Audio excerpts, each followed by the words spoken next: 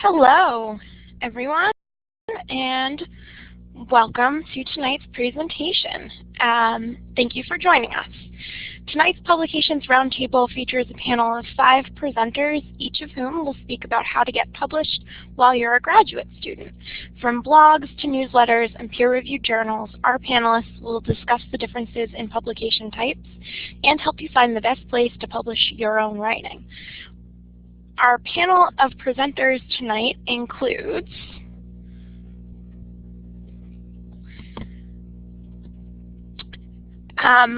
Rebecca Leung.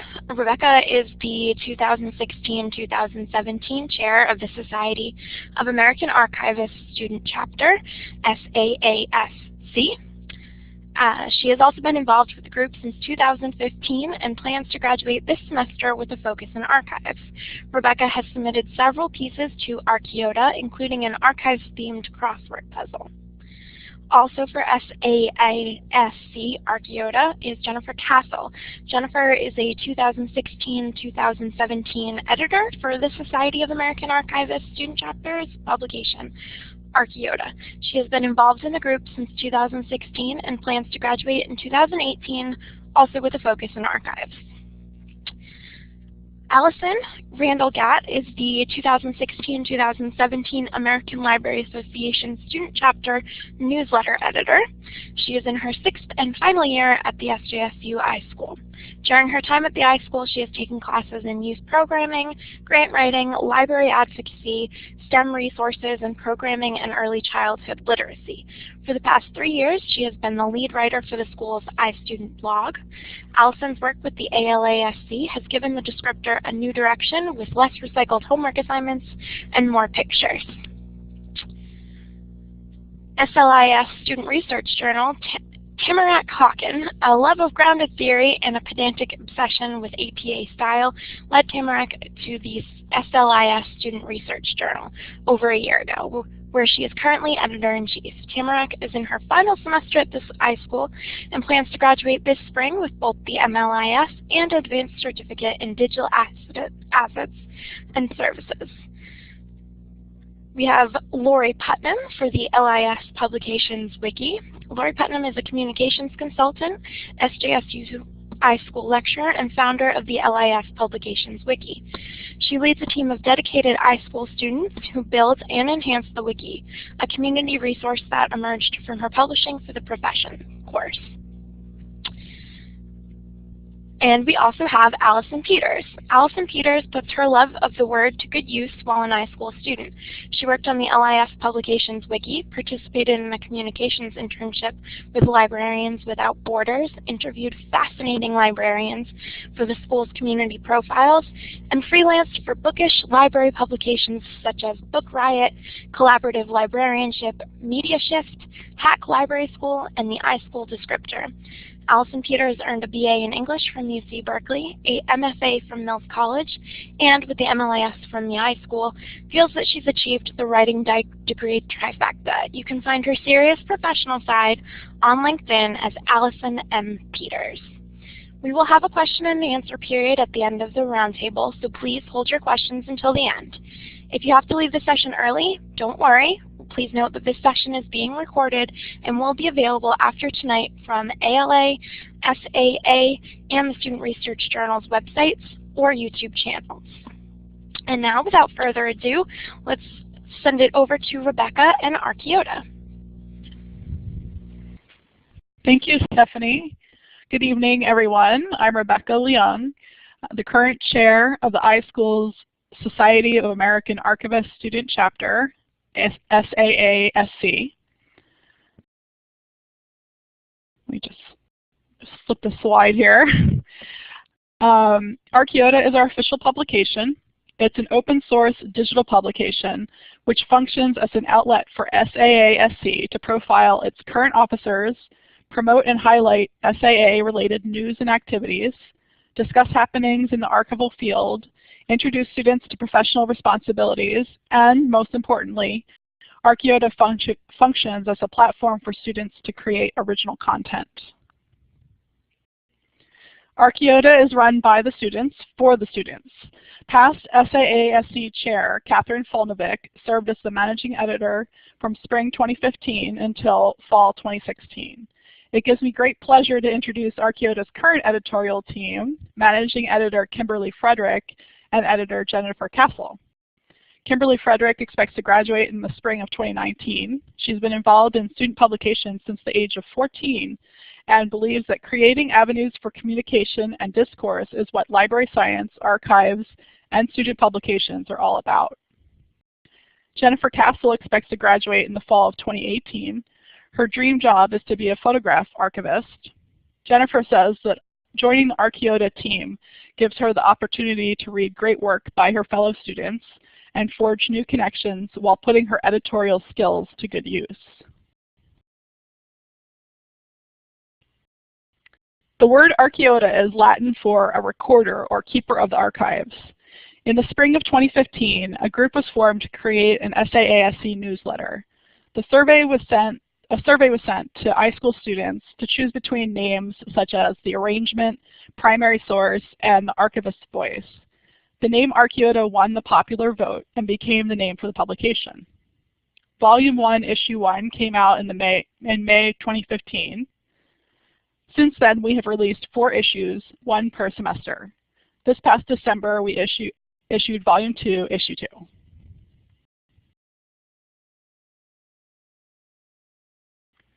So where can you find Archeota? You can view the current issue of Archeota or even download past issues on the SAASC website under the tab for Archeota.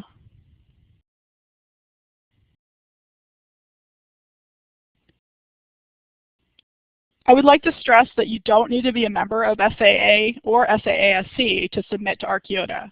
We only require that you submit original work about archival topics, a maximum of 750 words with resources properly cited in APA format.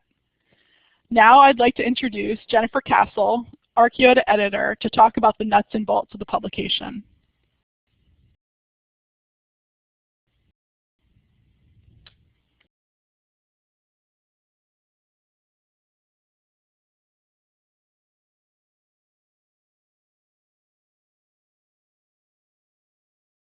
Can you hear me?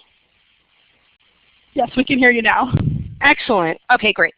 So thank you, Rebecca. So hang on a second. Please excuse me. So near the beginning of each semester, we will call an issue for a call for content.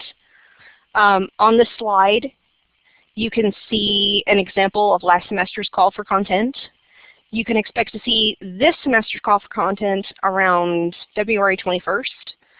The submission deadline will be April 21st, and our release date will be May 8th. The type of pieces we are looking for include summary or opinion pieces on recent archives, stories in the news, reflections or advice pieces based on firsthand experience, interviews with practicing archivists, archives-related artwork like photographs, comics, poetry, etc., archive-themed puzzles, and links to online projects. Some examples of past articles include a look at archival studies, elective courses, a review of the recently opened Stanford Rumsey Map Center, an interview titled Perspective from a Hiring Archivist, archives-themed quotes, and a collection of archives-themed haiku, which is pretty interesting, I think. So behind the scenes, now I'd like to share a little bit about how we create our publication, a glimpse behind the scenes. We have a planning document that lists all of the important deadlines and standard criteria. This document also outlines the responsibilities of the editorial team, such as setting deadlines and the release date, tracking content submissions and corresponding with authors, conducting originality checks, compiling the final publication, and arranging publicity. In terms of our timeline, you can expect to see a call for content in the beginning of the semester via the SAASC website, iSchool alert emails, Canvas, and social media like Facebook and Twitter. In general, final content needs to be submitted at least 2 weeks prior to the release date. And finally, the release date is typically around the final weeks of classes. Let me see.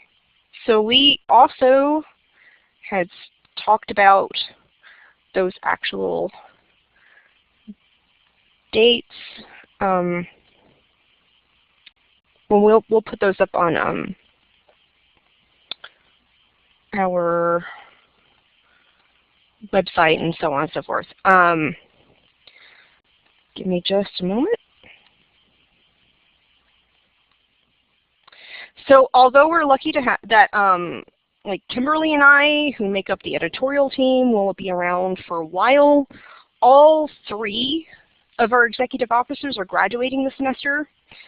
We are always looking for new people to get involved, and now is definitely the time. So please feel free to contact us. We look forward to reading your submissions.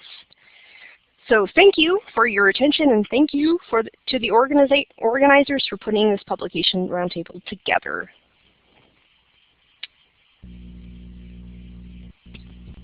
And so I think we're going to Allison Randall-Gatt for the LAASC descriptor.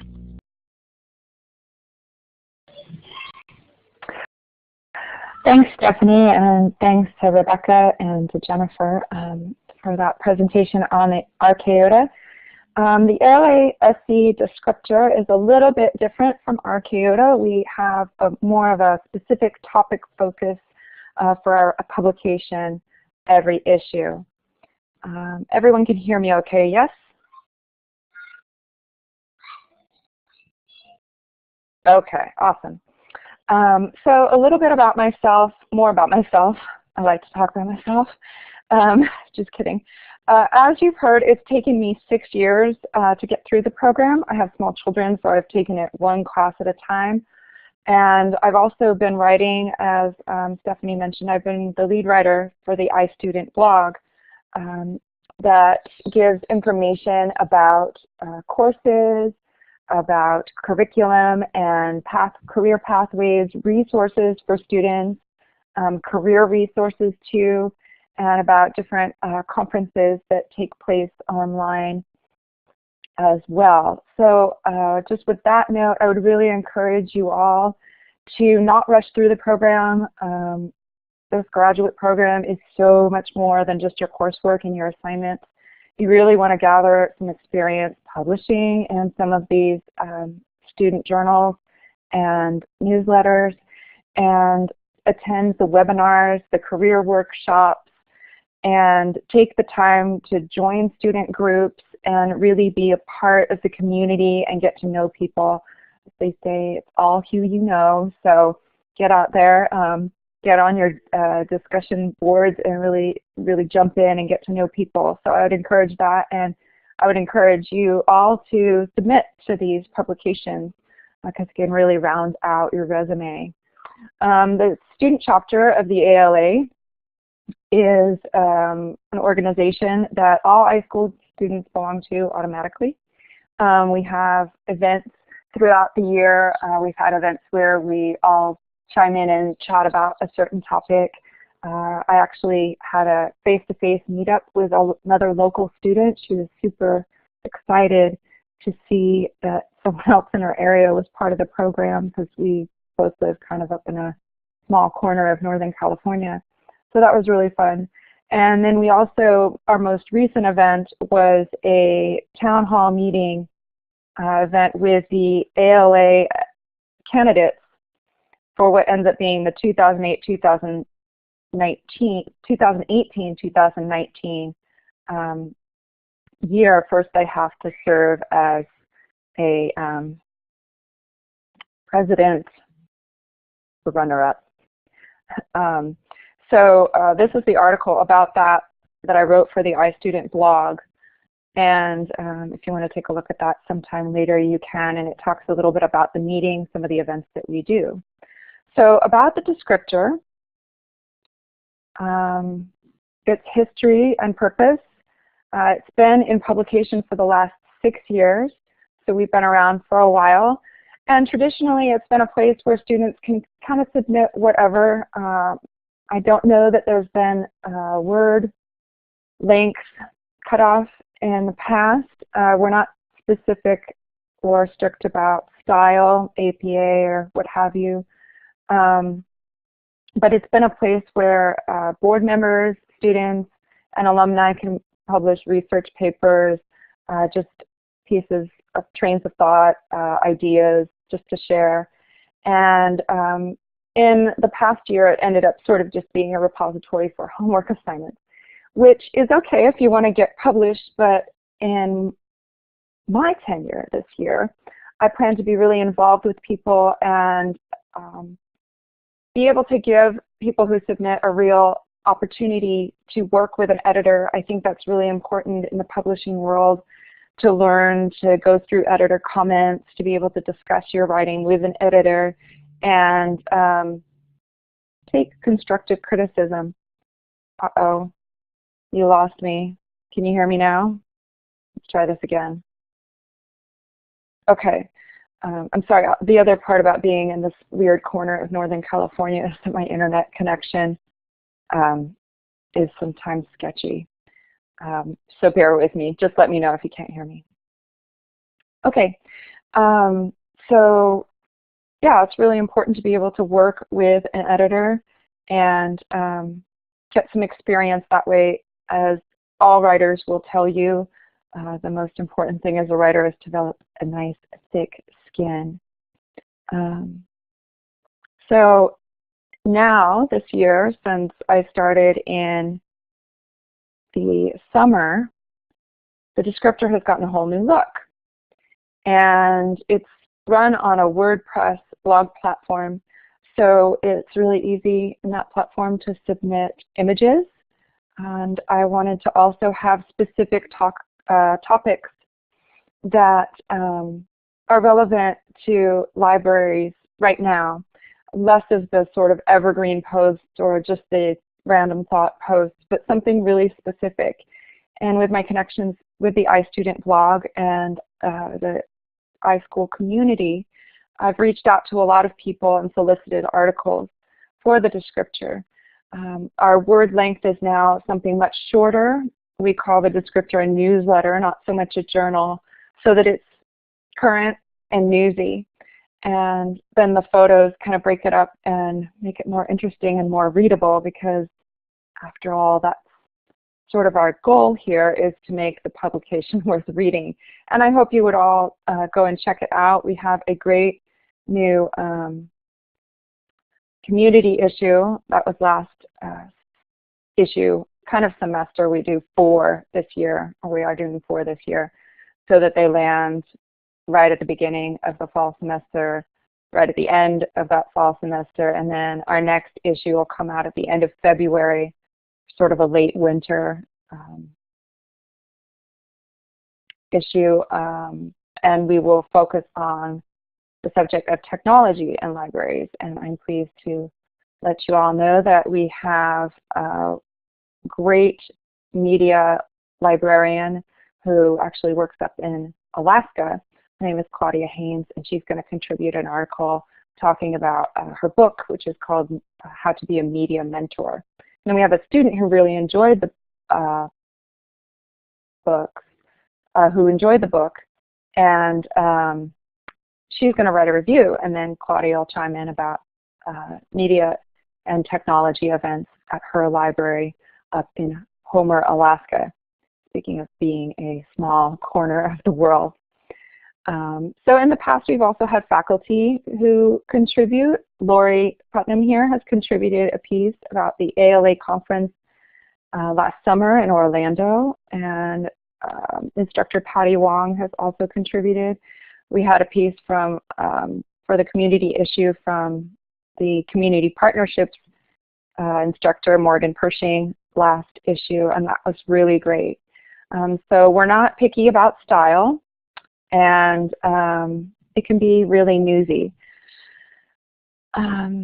I will post the links to the submission guidelines, and we'll jump to those in just a minute as well as a link to the newsletter site.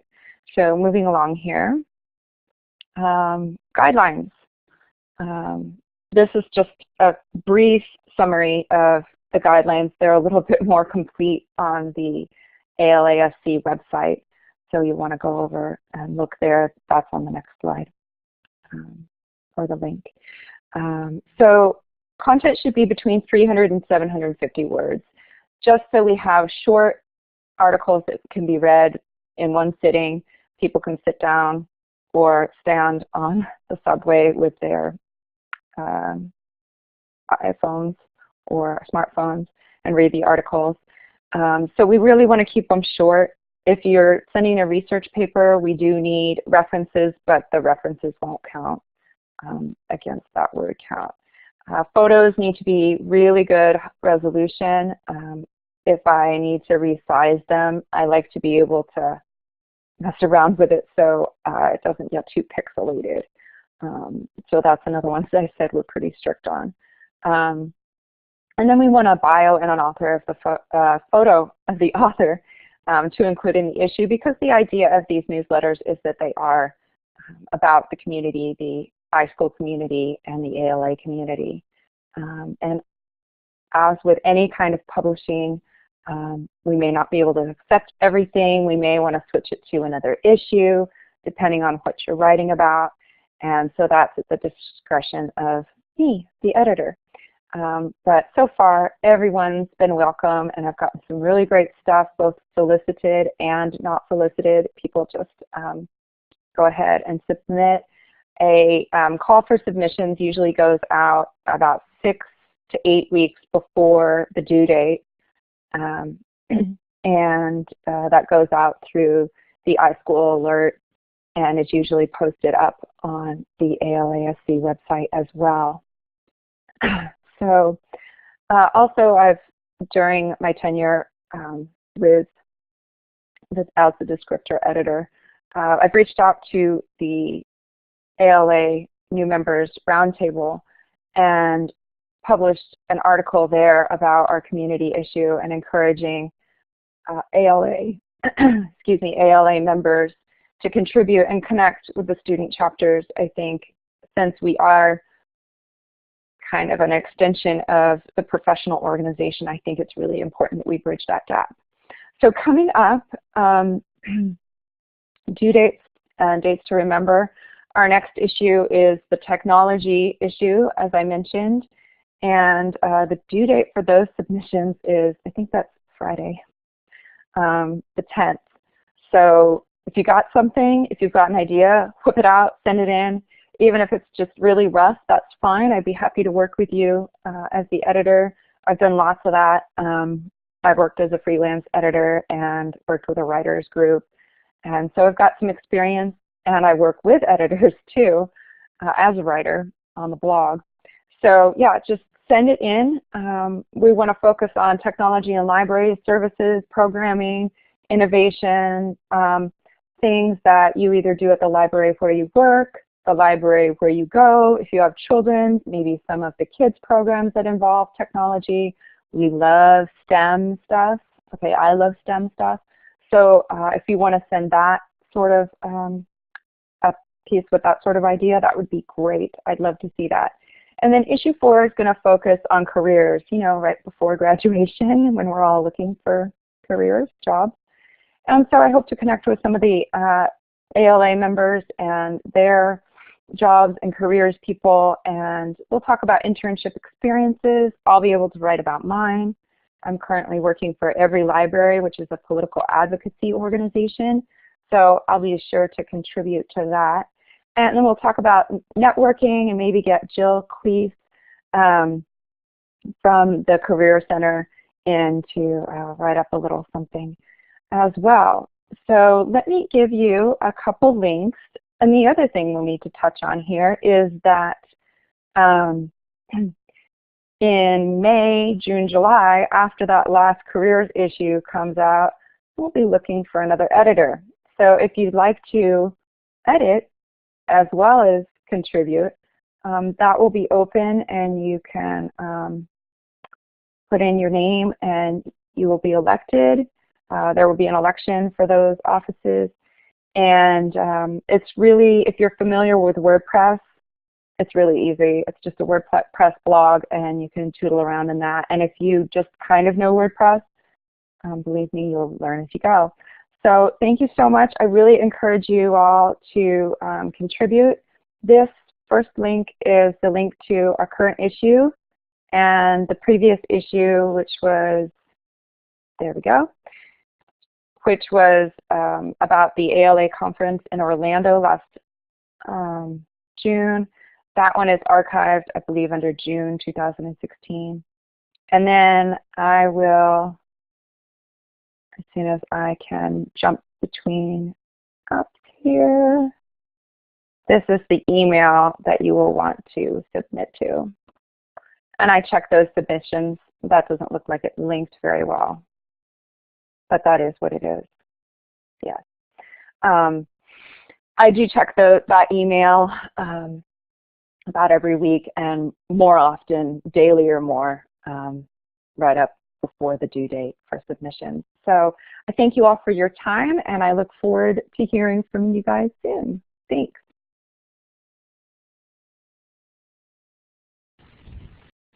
Okay, hello. So my name is Tamara Calkin, and I am speaking tonight on behalf of the Student Research Journal, and I want to start out by telling you a little bit about the journal. So the SRJ is a double-blind peer-reviewed journal. This is the gold standard for scholarly publishing, and it's intended to preserve anonymity between the authors who are submitting and the editors who are reviewing. In the wilder and wider world of scholarly communication, double-blind review is especially important because it's often going to be your colleagues and contemporaries who are reviewing your work.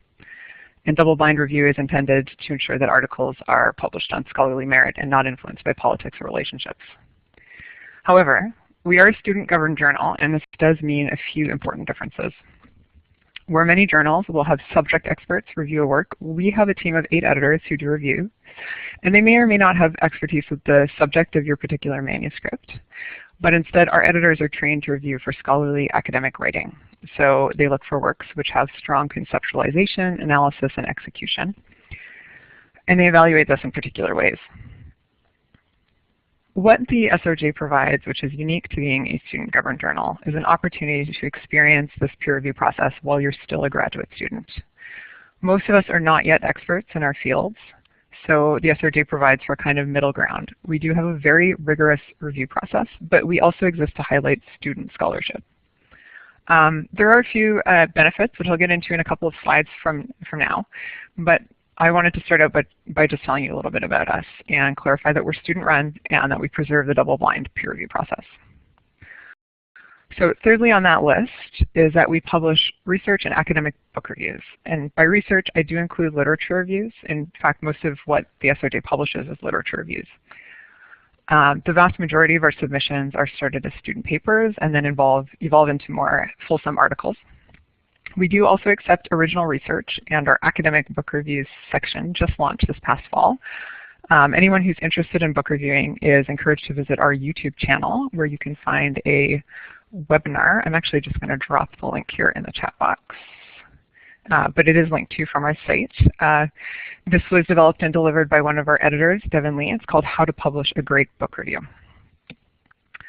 I should mention that the photo on the slide here is actually meant in jest. I personally love blogs, both as a reader and a researcher. I am not seriously disparaging them. However, I want to make it starkly clear that the SRJ is not a blog or a newsletter for that matter. So the genre of work that we publish is very different, and we publish for different reasons. In addition to being a student here at SGSU and also the editor-in-chief for the SRJ, I have been a library worker for 7 years and and I've used practitioner magazines, I should say. They've helped me design teen programs. They've helped me craft a better story time. I've learned more about information architecture and websites. But practitioner magazines and newsletters are not journals. If I publish in a newsletter, I get to speak my mind, and I don't really have to reference anyone else who's come before me. So if someone else published an article last year on delivering maker programs for youth in urban public libraries, I can go ahead and write a new article, and I never really have to give them a nod or a reference. I don't need to cite anyone, and I can speak from just my own experience. I can share my own individual thoughts, and this isn't a bad thing. I may have very good ideas, but it isn't part of a broader conversation.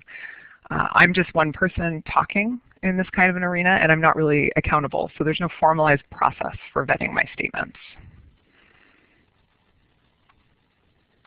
Now, in scholarly writing, you can't do this.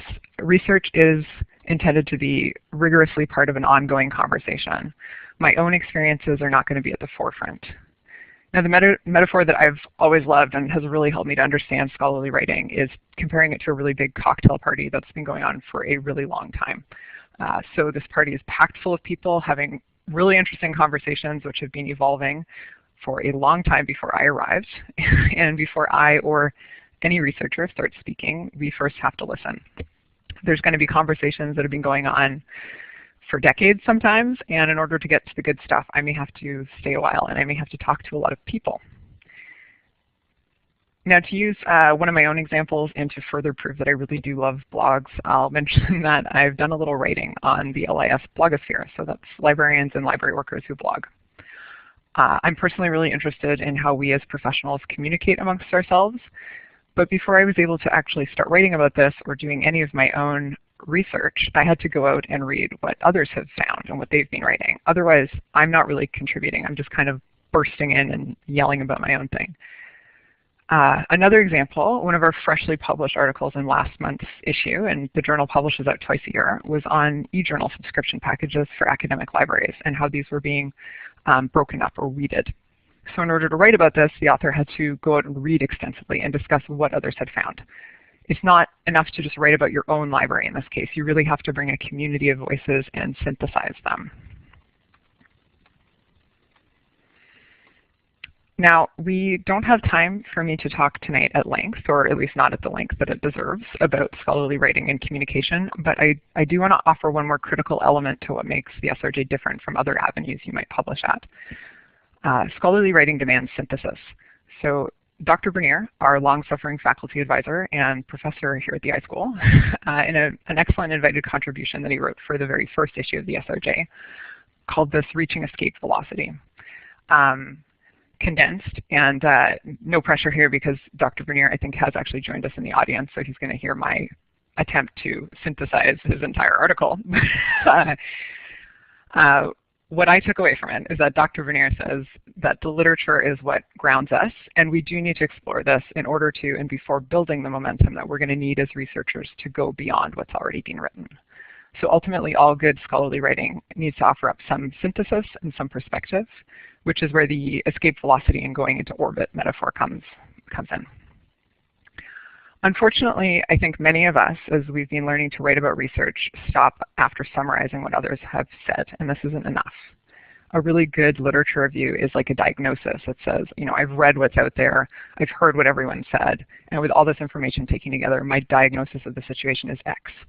So as a scholarly writer and researcher, you have to make sure that you cover, you know, what's on that ground, but then you need to bring in some new perspective and have something new to add to the conversation. And yeah, Rachel, I really encourage all of you actually to visit our website, which will be up later, and you can get to that back article. It's certainly worth a read.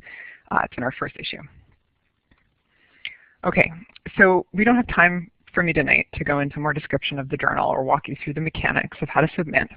Our submissions are open year-round, and we publish twice annually, so as long as you're a student at the time of submission, you're eligible to publish.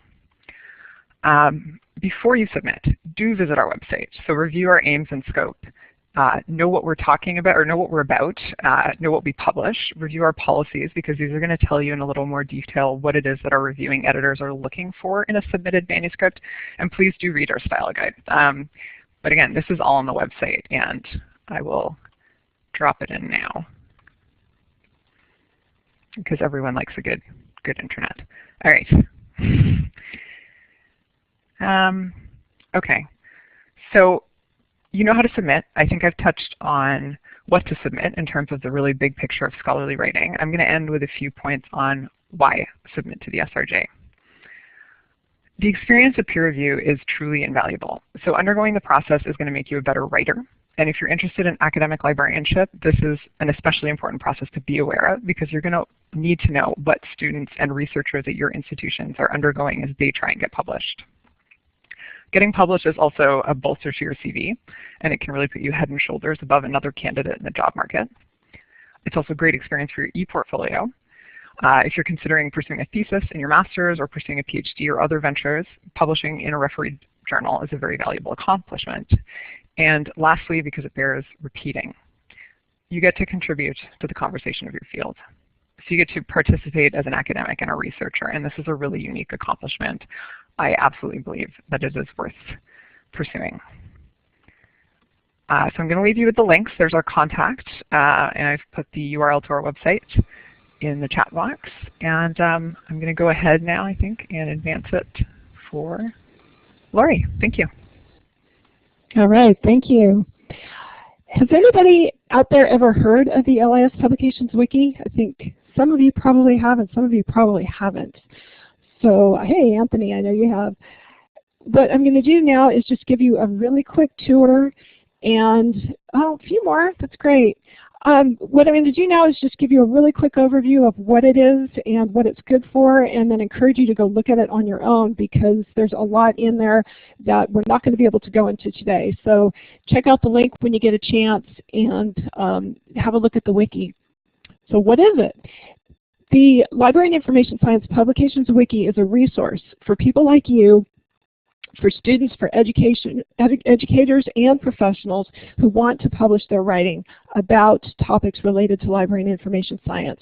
And this is true whether you want to reach other people in the LIS world or reach communities who are not in the LIS world. That could be your library community, it could be people in related fields who might have an interest in topics that we're interested in. So in a nutshell, that's what it is. This is focused on nonfiction writing. So if you're looking for a place to find publishers for your poetry or your novels, this is not the place to go. This is professional writing for the LIS world.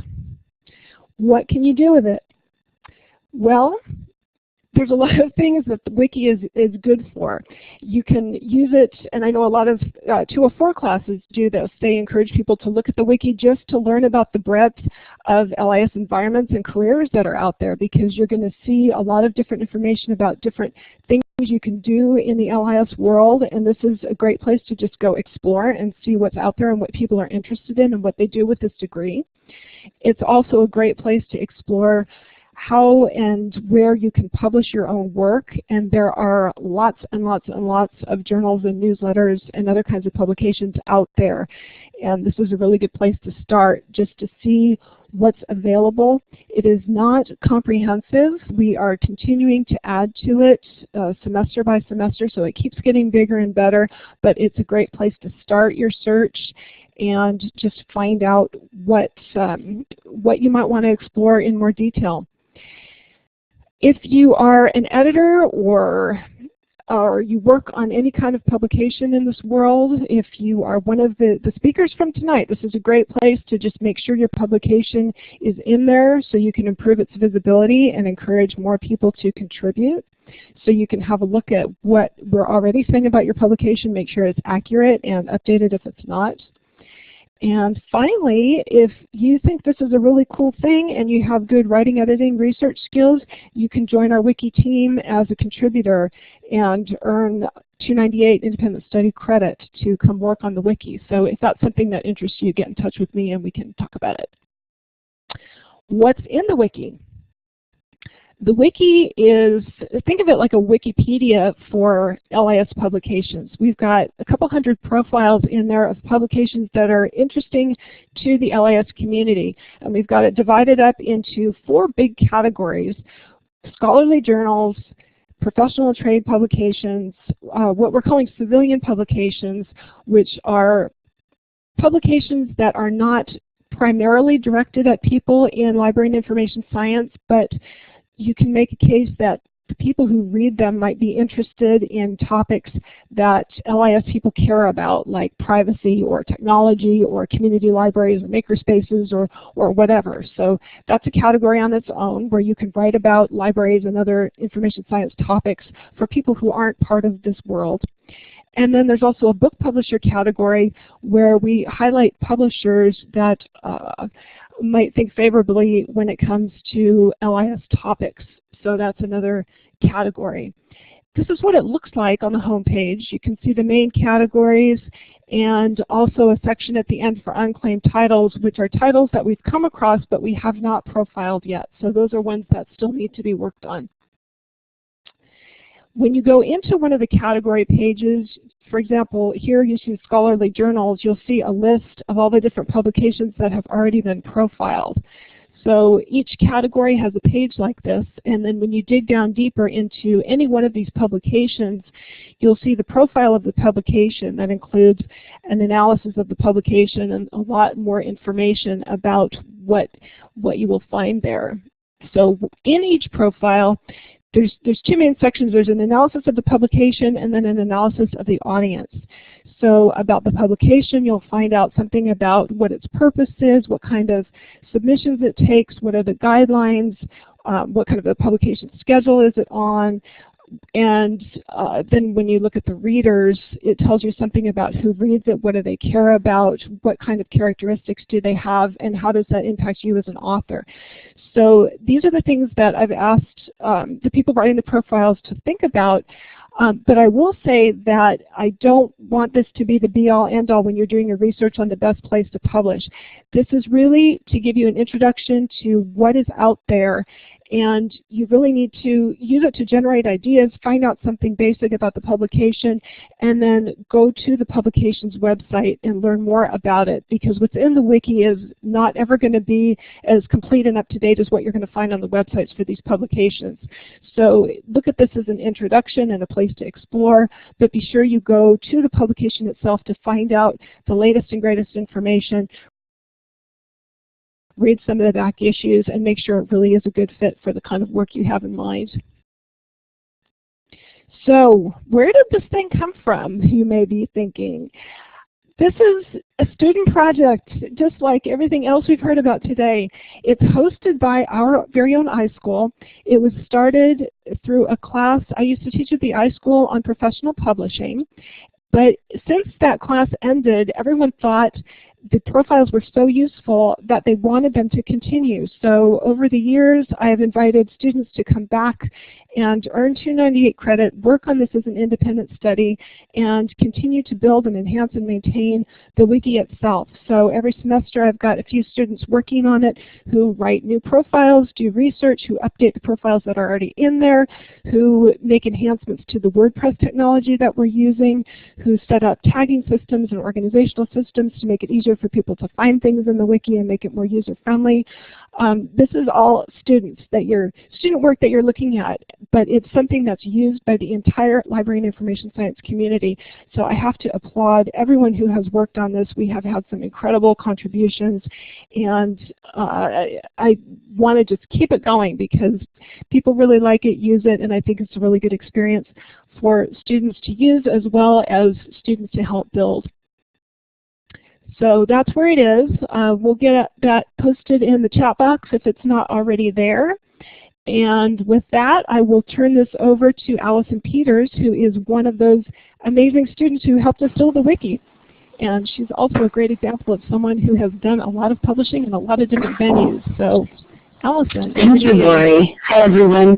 I'm really excited to be talking about this tonight. As Lori mentioned, I am one of the students that worked on the wiki, and it's been so helpful and influential in helping to direct my LAS career. I became interested in the degree because of the books and organization aspect, and with my degrees in English and creative writing, I thought this would be the perfect complement to those degrees. What I discovered through the courses at the iSchool, writing internships, and other iSchool experiences is there's such a huge wealth of writing opportunities available to students and LIS professionals, and that was really exciting for me and kind of helped change the course of what I wanted to do with my library degree, which is essentially now write about other amazing librarians and libraries and things going on in the LIS world. So what I wanted to start with was just give you a little bit of background about some of the ways that I used the iSchool to further my writing. Starting with the LIS Publications Wiki. I started as a student editor in the Independent Study course 298 that Lori was talking about, and I was able to go in, edit profiles, reach out to publications, talk to publishers and editors, and find out more about different publications, which was just, it was so helpful to learn more and get these contacts and just understand how friendly the LIS writing world is from my point of view. So I took that as an independent study and then stayed on for another semester to continue to edit the wiki and then also to publicize it, to get the word out there. I think it's one of the most underrated, undervalued publications, or sorry, resources for publications that we have as students, and it's, like I said, I just can't say enough wonderful things about it. So I stayed on to publicize it, wrote about it in different publications like the Descriptor, the iSchool, Siri blog, the Center for Information Research and Innovation, Collaborative Librarianship, and Hack Library School. So that the Hack Library School in particular was one of the publications or the sites that I really appreciated, because as I was writing the wiki, it inspired me to write for other publications and to want to write, and I was able to write about the experience through Hack Library School. It is literally how I got my LIS groove back, through writing and working on the wiki, and now I was able to share that experience with other students and hopefully get them to write as well. I also did a communications internship with Librarians Without Borders. It's lwbonline.org. It's a fantastic organization started by students, and they go and help underserved libraries in different countries and in their native Canada. The communications assistant internship allowed me to learn all about the group. I got to interview LWB partners that are working to put up libraries in different countries, talk about their overseas Guatemala, or their Guatemala trip that they do to help libraries down there every year, and then helped their social media. I started their social media on Facebook, kind of restarted that and wrote for their blog, and got to get writing out there in lots of other places as well. And then I kind of wrapped everything up at the iSchool with being the iSchool Community Profile Writer, which was just another fantastic opportunity where I was able to interview librarians, information professionals associated with the iSchool, alumna, students doing interesting things, and put that work up on the iSchool homepage. So that was really amazing, and it led to other opportunities as well as just writing for the iSchool. I was able to work with iSchool director Sandy Hirsch to review her textbook that came out a couple of years ago, Information Services Today. I reviewed that for Librarius, which was an international publication that I found through the wiki, and I got to interview her for the INAJL, I Need a Library Job blog. So there was great stuff that came out of that, including helping to start the iSchool's writing presence on Medium, which was great. I got to write about wonderful jobs that librarians do to inspire people to think about all the different venues that you can get with the MLIS degree, and then partnered to work on articles for Media Shift for their library weeks. I interviewed a wonderful Australian library director who used to work in the media profession and gave everything up to be a librarian. So that was a wonderful experience for me as well. So from all of that, I wanted to share just a couple of tips that I gathered from this, and the first is just read everything. All of the presenters today have fantastic iSchool publications that will give you an idea of some trends and topics in the library world. There's the iSchool student publications and news. There are different news sites like American Library Association, Canadian Library Association, getting your information on a national level, statewide, looking at local ALA branches and local library initiatives, library-specific news places like the Special Library Association, public libraries and school libraries, just library blogs. Tamara, I think, was talking about the library sphere is huge, and there's so many people writing about library things. Just going onto these sites and reading about new books, articles, theories, trains of thought will give you wonderful ideas that you can run with and grow on for your own writing. And my thing is always to write about what you know or even what you don't know. So some of the ideas here, if you're taking an interesting course on the Internet of Things, write about it. Do book reviews, or if you have a new take on an old book, write about that. Group projects, I was able to write about collaborating on the wiki with another student for collaborative librarianship and the process of collaborating virtually to put the wiki together. Going to a conference, everyone always wants to hear about conference experiences, as a first-time student, as a volunteer, just different angles on conferences. Like I mentioned, if you're in a school slump, write about that and how you got back out of it. Internships or writing an interesting paper for class. We talked about that's a way to publish your writing as well, either growing on that or just publishing the entire school paper in a LAS publication. So use the LIS Publications Wiki. I just can't stress that enough. It's edited by students, it's for students, it's for professionals, it's for anyone who just wants to get an idea of the writing venues available in the LIS sphere. And I use it all the time. I discovered Book Riot, which is this fantastic site just for book lovers of all types, and I am a contributing writer there now. It's been wonderful as I've written for Book Riot over the years. It's grown from a small to a large community that's now embracing a lot of librarians. So there's library-specific news on the Book Riot site, updates and different things going on in the library world. So it's been wonderful. The wiki allows you to learn as much as you can about the publication. Again, as Lori mentioned, make sure to go to their website and always check for updates, but it gives you a great introduction to the different places that you can write for, what they're looking for, and kind of the basics on what you'll need to query and submit writing for that publication. And use your LIS skills to your advantage. I was able to use so many things that I was learning through the iSchool as I was querying and writing for these publications. You have knowledge of style guides, which not all publications are going to require APA formatting, but you know how to use that. There's the free image sites. When I'm doing interviews with people, I generally record them either through Google Chat or my phone, share interviews on Google Docs, keep track of everything on Google Sites. I'm kind of a Google freak at the moment. For researching, you have the skills to dig deep into a topic and get your information correct, do the formatting, references if you're doing a scholarly publication, or just really make sure you understand your topic. WordPress is a fantastic thing to get to know now because so many sites and personal blogs are using WordPress, Medium, other blog writing sites. Think about your SEO and keyword research for more clicks and more people coming to your actual publication. When you put the right keywords in there and get your search engine optimization up. And then always just talk to other students, librarians, information professionals, because I just find that every time I talk to someone, we have a conversation, an idea gets sparked. It might be something they're working on or something they're interested in, and that can give you an idea for something that you'd like to write about down the road.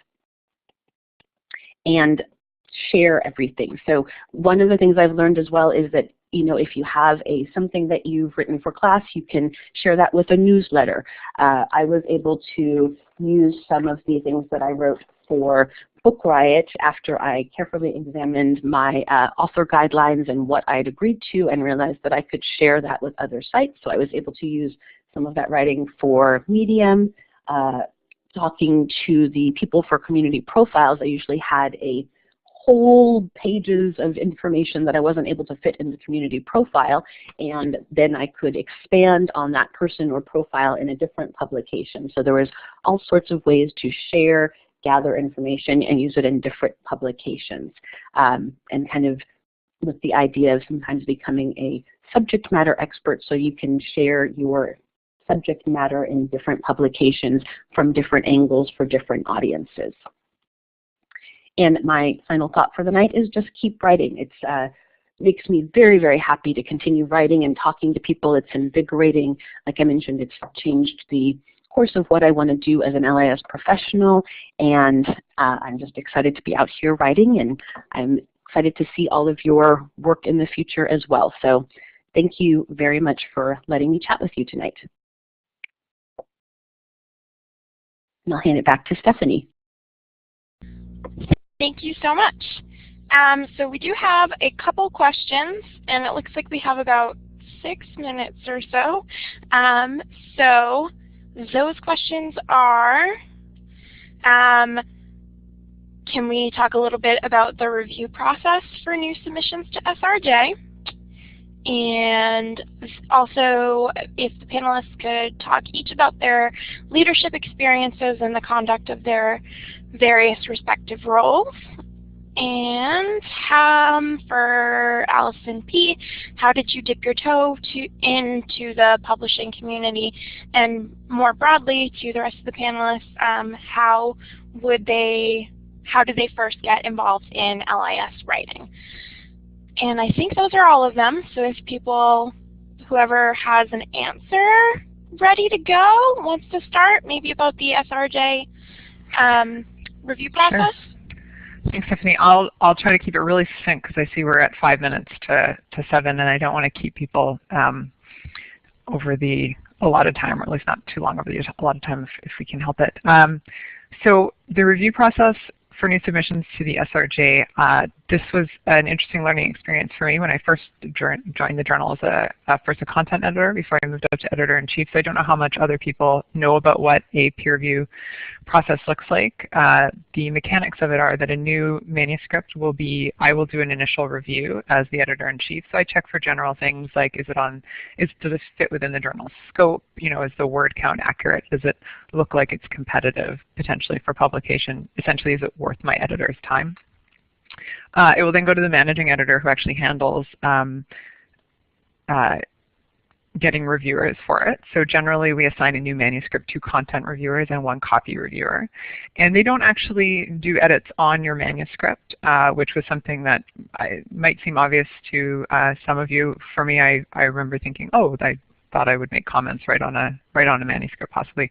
You fill out a review rubric, and our managing editor takes all of those rubrics and synthesizes them into 1 report that I communicate to the author. So what this means for anyone who's a submitting author is that you do get a very comprehensive, in-depth, and thoughtful review of your work with guidance as to how you can improve it, places that were weak, places that were strong. You have had different voices or different editors look at that piece, and they typically spend at least a few hours with each manuscript. And I'll hand it over to the next person.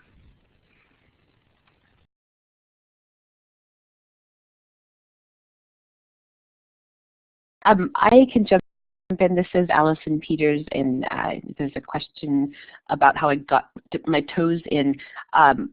I got into the LIS publishing community. It really started with the wiki, just by being able to see the different publications that were out there, what would interest me. I really had no idea at that time. It was, I think, the first couple of years as a student, and I took the long path like Allison Randall. But it was seeing what's out there, contacting all of these editors, and just realizing that they are very interested in hearing from students and different points of view, internationally, locally, nationally. There's just a lot of opportunities out there. So I felt more comfortable after editing the wiki and communicating with publications and editors that way. And then after that, because I felt comfortable, I was able to better query publications that I was interested in. So, I had some schooling behind me, and I liked writing and had ideas of what I wanted to write about. So at that point, it was reaching out to different publications and letting them know, not being afraid if I got turned down, and trying again with a different one, and just really kind of keeping it positive and getting my name and other things out there.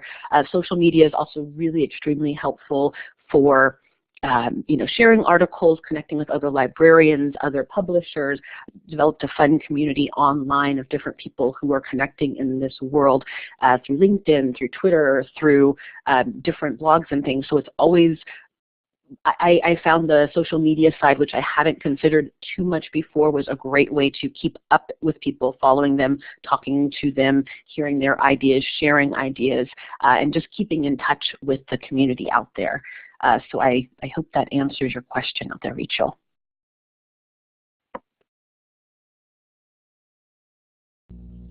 And it looks like one of our questions was withdrawn, which puts us right at wrapping up. So thank you very much for coming this evening, and this recording, once again, will be available through ALA, SAASC, and the Student Research Journal websites, and thank you for coming.